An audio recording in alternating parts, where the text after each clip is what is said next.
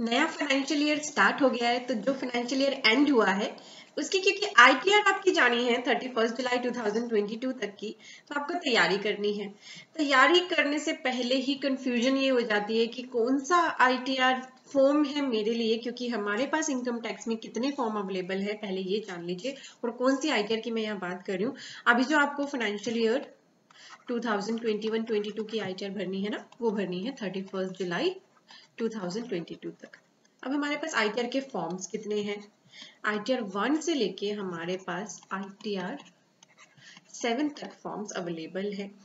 सबसे इंपॉर्टेंट है किसी भी आईटीआर को भरते हुए ये देखना कि आप पे इनमें से फॉर्म कौन सा एप्लीकेबल है, क्योंकि अगर आप गलत फॉर्म उठा लेते हो ना, नोटिस आने के हायर चांसेस रहते हैं। आपका जो अगर रिफंड है या आपकी आईटीआर की बात करूं तो कई बार वो प्रोसेस भी नहीं होती अगर आप आईटीआर फॉर्म गलत उठा लेते हैं। तो ये वीडियो आपके लिए गाइडेड वीडियो रहेगी। मैं पूरी तरह से आपको क्लैरिटी देने की कोशिश करूंगी कि किस पर्सन के लिए कौन सी आईटीआर एप्लीकेबल होती है। तो जुड़े रहेगा वीडियो के एंड तक। वीडियो अच्छी लगी तो लाइक कर दीजिएगा। अब ये स्टार्ट हो चुकी है video series on income tax on our channel, तो सब्सक्राइब करना बिल्कुल मत भूलिएगा। आईटीआर 1 से लेकर आईटीआर 4 तक डिटेल में भरना सीखना है, यानी अपनी तो भर ही सकते हो, साथ ही दूसरों की भी भर सकते हो। तो आ जाइए studyveri.com पे। क्यों लाई हूँ आपको यहाँ? हमारा इनकम टैक्स कोर्स यहाँ पे एक्टिव है। 20 अप्रैल से लाइव क्लासेस स्टार्ट हो रही है। क्लासेस में आपको लाइव क्लासेस का ऑप्शन तो मिलता है, साथ ही रिकॉर्डिंग मिलती है विद 45 डेज वैलिडिटी। अभी इस पे डिस्काउंट भी चल रहा है, तो देर क्यों करनी। लिंक वीडियो के डिस्क्रिप्शन में है, क्लिक टू बाय पे क्लिक करके ज्वाइन कर लीजिए, और या फिर आप विजिट कर सकते हैं studyveri.com पे। हमारे और कोर्सेज के बारे में बात करेंगे वीडियो के एंड में। कौन सा आईटीआर फॉर्म है किसके लिए, ये तो मैं आपको बता ही रही हूँ। एक चीज मैं आपको यहाँ पहले क्लियर करना चाहूंगी, जो बहुत से पर्सन को क्लैरिटी नहीं होती, कि हमारी जो इनकम है, जो भी इनकम कोई पर्सन अर्न करता है, उसको इनकम टैक्स एक्ट में 5 हेड्स में बाइफरकेट किया जाता है, जो मैं यहाँ पे शॉर्ट में लिख दूंगी। पहला होता है इनकम फ्रॉम सैलरी, दूसरा होता है इनकम फ्रॉम हाउस प्रॉपर्टी, तीसरा होता है इनकम फ्रॉम कैपिटल गेन, जो शेयर मार्केट या प्रॉपर्टी बेचने से आपकी ट्रांजैक्शन होती है। फोर्थ होता है हमारा income from business and profession, and fifth होता है हमारा इनकम फ्रॉम अदर सोर्सेस। तो सारी जो आपकी आईटीआर है ना, वो इन्हीं बेसिस पे देखी जाती है। जो आईटीआर के फॉर्म है आपके इनकम बेस पर ही डिसाइड होते हैं कि कौन सा आईटीआर फॉर्म आपको चूज करना है। और जो ये 5 हेड्स की इनकम है ना, ये होती है आपकी ग्रोस टोटल इनकम। बहुत ये छोटे छोटे पॉइंट्स है, बट अगर आप इन पे क्लियर रहेंगे तो आपको काम करना, इनकम टैक्स में कोई भी काम करना बहुत इजी रहता है। और हमारे इनकम टैक्स कोर्स में हमने ये कंसेप्ट बहुत अच्छे से क्लियर कर रखे हैं। ग्रोस टोटल इनकम में से अगर हम डिडक्शंस माइनस कर देते हैं under section 80C to 80U, तो आ जाती है आपकी नेट टैक्सेबल इनकम। तो ये जो 5 हेड है ना हमारे इनकम के, यही डिसाइड करते हैं आपकी आईटीआर। साथ ही दूसरा जो फैक्टर आपकी इनकम टैक्स रिटर्न फॉर्म को डिसाइड करने में इंपॉर्टेंट होता है, वो होता है पर्सन, यानी किसकी आईटीआर भरी जा रही है। क्या ये इंडिविजुअल की है, एचयूएफ की है, पार्टनरशिप फर्म की है, कंपनी की है, एओपी की है, या बीओआई की है, ट्रस्ट की है। ठीक है, तो पर्सन के स्टेटस के हिसाब से ये चूज करी जाती है। तो इन्हीं बेसिस पे अब मैं आपको बताऊंगी कि आईटीआर कैसे बने। तो ये तो हो गया दूसरा फैक्टर। मैंने आपको 2 फैक्टर बता दी, नंबर 1 एंड नंबर 2। तीसरा फैक्टर रहेगा हमारा resident person and non resident person. जी हाँ, एनआरआई की भी आईटीआर है। एनआरआई भी जो पर्सन नॉन रेजिडेंट इंडियन है, उसको भी आईटीआर का फॉर्म उसके लिए स्पेसिफाइड है। तो ये कुछ फैक्टर्स हैं जो आपका आईटीआर का फॉर्म डिसाइड कराते हैं कि आप पे कौन सा फॉर्म एप्लीकेबल है। अगर आप इन पे क्लियर रहेंगे तो इजिली कंसेप्ट आपको समझ आ जाएगा। अब मैं ले आई हूँ आपको हमारे इनकम टैक्स पोर्टल पे, विच इज incometax.gov.in। कोई भी आईटीआर अगर आपको भरनी है तो इसी पोर्टल पे आपके सारे काम होते हैं। लॉगिन होना, रजिस्टर होना, आईटीआर फाइल करना। आईटीआर फाइलिंग में दिक्कत आती है या आपके पास समय नहीं है खुद आईटीआर फाइल करने के लिए, तो स्क्रीन पे आपको वेबसाइट दिखाई दे रही है legalsahayak.com। आप इनकी पेड सर्विसेज ले सकते हैं। तो यहाँ पे ना बहुत अच्छे से स्पेसिफाई कर रखा है, जैसे इंडिविजुअल और एचयूएफ में क्या कैटेगरीज बना रखी है। Salaried employ, business and profession है किसी का, super senior citizen, non resident in HF, company, non company में AOP, BOI, firm and local authority. ये इन सभी के लिए ना फिर फर्दर आप इनमें जाते हैं तो ये भी बताया होता है। जैसे आप सैलरीड एम्प्लॉय पे जाएंगे, return form applicable to me, तो बहुत अच्छे से यहाँ पे ऑलरेडी गाइड भी कर रखा है, पर आप मेरी लैंग्वेज में सुनेंगे तो आपको और इजीली अंडरस्टैंडिंग हो जाएगी। तो मैं एक बार किसी पे भी रैंडमली क्लिक करती हूँ, सैलरीड एम्प्लॉय में रिटर्न फॉर्म्स एप्लीकेबल टू। तो देखिए सबसे पहले ये बात कर रहे हैं, मैं सभी के लिए बताऊंगी, ऐसा नहीं कि सिर्फ सैलरीड के लिए बताऊंगी कि आईटीआर 1 फॉर्म किसके लिए है और किसके लिए नहीं। तो ये हमें ले आया आईटीआर 1। आईटीआर 1 का नाम रखा गया है सहज। क्यों रखा गया है? क्योंकि ये बहुत ही इजी फॉर्म है, बहुत ही छोटी रिटर्न है। एक बार सीख लोगे तो आप अपने आप भर पाओगे। आईटीआर 1 का फॉर्म गवर्नमेंट ने बनाया ही इसलिए था इतना छोटा, ताकि कोई भी पर्सन इजिली अपने आप आईटीआर भर पाए किसी और की मदद के बिना। ठीक है, इसीलिए इसका नाम भी सहज रखा हुआ है। This ITR is applicable for individual. ठीक है, तो अभी मैंने बताया ना, जो हमारा दूसरा गाइडिंग फैक्टर था, ये पर्सन वाला, किसकी बात हो रही है? आईटीआर 1 किस पे एप्लीकेबल? सिर्फ इंडिविजुअल पे, यानी इनके लिए तो एप्लीकेबल नहीं, जो नीचे पर्सन के हमारे ऑप्शन थे। क्लियर है? आपको अच्छे से समझ आ रहा होगा। तो बात कर ली हमने आईटीआर 1 किसके लिए? इंडिविजुअल के लिए। कैसे इंडिविजुअल के लिए? जो रेजिडेंट है, यानी कि एनआरआईज आईटीआर 1 फॉर्म यूज नहीं कर सकते। क्लियर हो गया आपको? और ऐसे पर्सन, उनके लिए है ये आईटीआर 1 जिनकी income, total income any of the sources is up to 50 lakh. तो अगर इनकम 50 लाख तक है तो ही आप इस आईटीआर फॉर्म को यूज कर पाओगे, अदरवाइज नहीं। क्लियर हो रहा है अब आपको इजिली? अब कौन से सोर्सेज से इनकम हो सकती है? आईटीआर 1 भर सकते हो आप। सैलरी या पेंशन से इनकम है, भर लो आईटीआर, कोई दिक्कत नहीं है।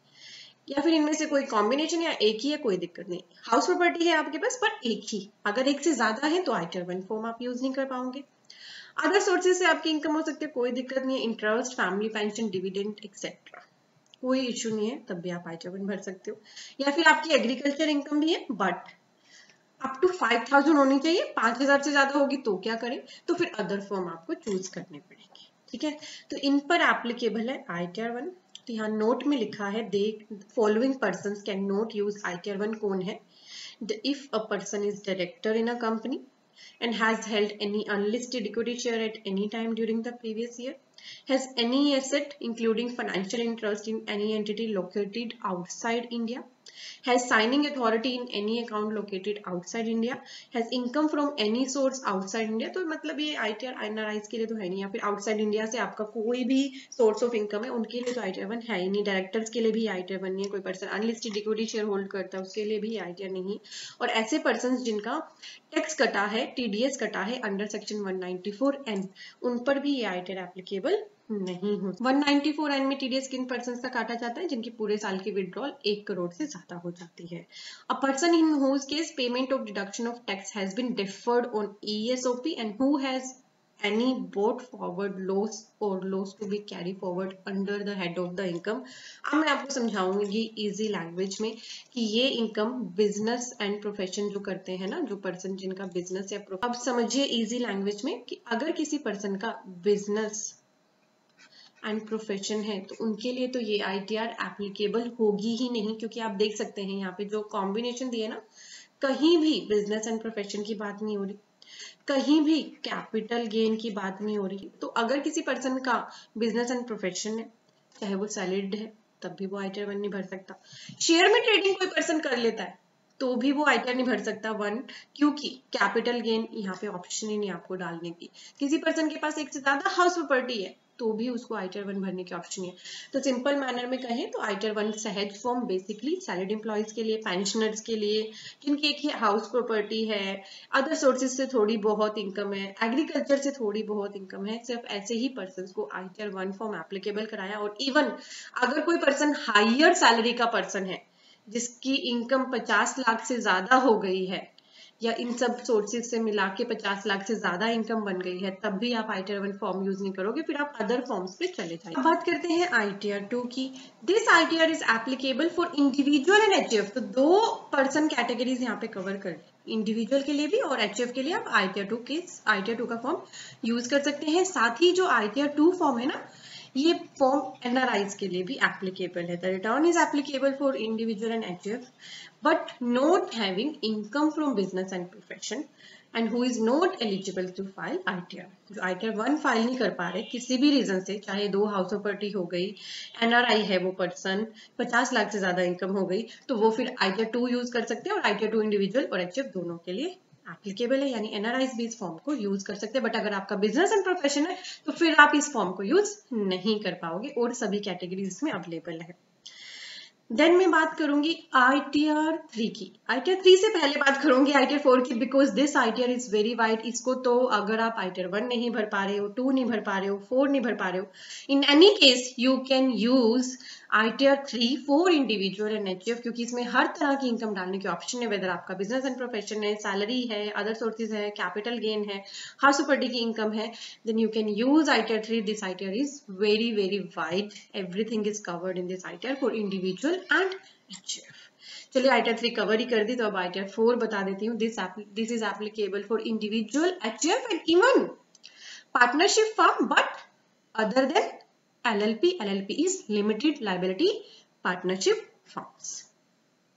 यहाँ पे जो ITR 4 है, अब ये समझिए, ये इसके लिए इन्होंने बताया है, इसमें कॉम्बिनेशन आ सकते हैं आपके salary plus pension, one house property, other sources and agriculture income up to 5,000, and this return is applicable for individual and HF who is resident other than non-ordinary resident or the firm other than LLP, which is a resident having total income up to 50 lakh and having income from business and profession, which is computed on a presumptive basis and income from any of the following sources. तो ये ITR ना business and profession को भी cover करते हैं, but presumptive basis वाले जो आपके बिजनेस है, ये 3 सेक्शंस में वो कवर होते हैं, और ये फॉर्म इंडिविजुअल पे भी एप्लीकेबल है, HF पे भी, फार्म पे भी, ठीक है। और ये भी लिमिट लगाता है इनकम की अप टू 50 लाख, और ये इसके साथ ही बिजनेस के साथ ही salary, house property, other sources और एग्रीकल्चर इनकम को भी कवर करता है। और ITR 4 की भी सेम वही कंडीशंस है जो ITR 1 की है ऑलमोस्ट। डायरेक्टर इसे फाइल नहीं कर सकते, ऐसे पर्सन जिनके पास अनलिस्टेड इक्विटी शेयर है they can not file, NRI से फाइल नहीं कर सकते। तो किसी भी पर्सन की अगर एसेट्स हैं आउटसाइड इंडिया, ये साइनिंग अथॉरिटी है वो in any account outside India, income from source है outside India, in any person whose case payment of tax deduction has been deferred on ESOP, और कोई ब्रॉट फॉरवर्ड लॉस है या carry forward loss है under any head of income, तो वो ITR 4 को use नहीं। प्रिजम्पटिव टैक्सेशन में जिस पर्सन को प्रिजम्पटिव इनकम अपनी डिक्लेयर करनी है ना बिजनेस एंड प्रोफेशन में, उनके लिए एप्लीकेबल, या फिर जो पर्सन बिजनेस होने की वजह से ITR 1 नहीं भर पा रहे तो वो इसे यूज कर सकते हैं। तो आपको 4 ITR समझ आ गई। ITR 3 तो बहुत ही वाइड है कि ना तो आप ITR 1 भर पाए, ना 2 भर पाए, ना 4 भर पाए इनकी कंडीशंस की वजह से। Then you have full option to choose ITR 3। और कुछ बेसिक क्वेश्चन आपको बताना चाहूंगी, जैसे कुछ पर्सन्स मुझसे पूछते हैं कि हम कमीशन एजेंट हैं या कमीशन इनकम हमारी आती है, क्या हम ITR 4 फाइल कर लें? बिल्कुल नहीं। टीचर्स की बात करूं जिनका टीचिंग से इनकम आती है, क्या वो ITR 4 यूज करेंगे? नहीं, ITR 3। तो कुछ स्पेसिफाइड कैटेगरीज हो जाती हैं जिनके लिए फिर 4 एप्लीकेबल नहीं होता, वेदर वो बिजनेस एंड प्रोफेशन ही करते हैं, उनको ITR 3 ही चूज करना पड़ता है। ITR 4 के लिए तो कमीशन वाले पर्सन जो होते हैं ना, जो कमीशन अर्न करते हैं, वो तो ITR 4 भर ही नहीं सकते, कंडीशन है ITR 4 की, ठीक है। तो उनको ITR 3 पे ही जाना होता है। ये जो पेज आप देख रहे हो ना, इस पे और भी बहुत सारी इन्फॉर्मेशन है, आप स्क्रॉल करके नीचे तक पढ़ सकते हैं। और इनकम टैक्स स्लैब रेट आपको जाननी है, वीडियो आ चुकी है चैनल पे, यहाँ मैंने आई बटन पे लिंक कर दी है, डिस्क्रिप्शन में भी दे दी है, और साथ ही जल्दी ही वीडियो आपको मिलेंगी live, how to file ITR 1 and ITR 4। अगर 2 भी सीखनी है ITR 3 भी सीखनी है तो हमारा कोर्स लेना बिल्कुल मत भूलेगा। तो देखिए इंडिविजुअल HUF में मैंने अभी सैलरीड एम्प्लॉय वाली कैटेगरी पे क्लिक किया था, तो 4 फॉर्म दिखा देते। बिजनेस एंड प्रोफेशन के लिए ना आपको 4 फॉर्म नहीं दिखाएगा, सिर्फ 3 एंड 4, क्योंकि 2 ही फॉर्म उनके लिए अवेलेबल है इंडिविजुअल HUF के लिए, 3 एंड 4। अब अगली कैटेगरी सुपर सीनियर सिटीजन, इनके लिए चारों फॉर्म ये दिखा देगा, ITR 1, ITR 2, 3 एंड 4। अगली कैटेगरी जो इंडिविजुअल HUF में दी है नॉन रेजिडेंट, अब इसके लिए देखते हैं कौन सा फॉर्म एप्लीकेबल दिखा रहा है ये, ITR 2 and 3। NRI 2 he form भर सकते हैं, ITR 2 या 3 में से चूज कर सकते हैं, ठीक है। 1 और 4 तो उनके लिए ऑप्शन ही नहीं है। HF की बात करें, HF के लिए जो ये फॉर्म दिखाएगा कौन सा, ITR 2, ITR 3 एंड ITR 4। तो देखिए कितना इजी हो गया आपको यहाँ से चूज करना है according to the person. Then हम बात करते हैं कंपनी की, तो डोमेस्टिक कंपनीज के लिए जो हमारा फॉर्म एप्लीकेबल है वो है ITR 6। किस पे एप्लीकेबल है? Applicable for companies other than those claiming exemption under section 11। और कंपनीज इंक्लूड कौन सी है? Indian company, body corporate incorporated by under the law of country outside India, any institution, association or body, whether incorporated or not, and whether Indian or non-Indian, which is declared by journal or special order of the board by the company. ठीक है, तो ITAR 6 domestic companies के लिए applicable है, 7 भी है applicable for person including companies who require to furnish returns under section 139 4A 4B 4C 4D। 4A कौन सा है? Income derived from property held under trust wholly या इन पार्ट फॉर चैरिटेबल और रिलीजियस पर्पस, यानी कि charitable trust के लिए ये एप्लीकेबल हो गई। 139 4B chief executive officer of every political party. 139 4C various entities like research association, news agency etc. mentioned in section 10. 139 4D university, college और other institutions. ठीक है, तो बेसिकली ये trust, BOI, AOPs, college, universities के लिए applicable है। 6 हमारी companies के लिए एप्लीकेबल है। अब हमारी रहेगी ITAR 5। तो अब आप नॉन कंपनीज में आओगे, अब देखते हैं AOP BOI के लिए कौन सी रिटर्न इन्होंने हमें बताई है, ITAR 5। तो this form can be used by a person being a firm, limited liability partnership firm, क्योंकि ये LLPs के लिए ITAR 4 तो उन्होंने कर ही दिया था आउट ऑफ स्कोप, तो उनके लिए 5 है। AOP, BOI, AJP, local authority, representative assessee referred in section 160, cooperative society, society registered under Society Registration Act 1860, trust other than trust eligible to file ITAR 7, estate of deceased person, estate of insolvent business trust, investment fund etc. ठीक है, साथ ही इनमें जो non company में AOP हमने देखा ना, उसके लिए एक ऑप्शन और इन्होंने दिखा दिया ITAR 7, जो मैंने आपको बता दी थी।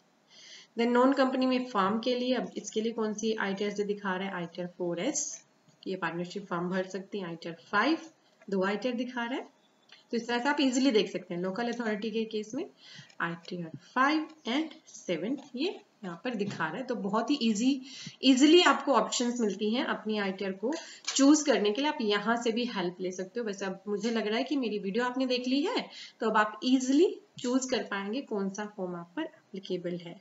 वीडियो अच्छी लगी है तो लाइक जरूर कर दीजिएगा। अब बात करते हैं हमारे कोर्सेज की। इनकम टैक्स कोर्स का बेनिफिट लीजिए। लाइव क्लासेस 20 अप्रैल से स्टार्ट हो रही है। लाइव के साथ साथ आपको 45 डेज की वैलिडिटी की रिकॉर्डेड वीडियो भी मिलेगी। GST का अपडेटेड कोर्स आपके लिए अवेलेबल है। अभी रिकॉर्डेड लेक्चर्स है, तो आप इनका भरपूर फायदा उठाइए। लिंक वीडियो के डिस्क्रिप्शन में है। GST भी सीखना है, इनकम टैक्स भी सीखना है, कॉम्बो आपके लिए अवेलेबल है। 990 अभी 2021 की अवेलेबल है। और अगर आप बहुत सारी बैलेंस शीट्स बनाते हैं तो हमारा ये ऑटोमेशन का कोर्स लीजिए। सभी के लिंक्स वीडियो के डिस्क्रिप्शन में दिए हैं। Thank you for watching, bye bye.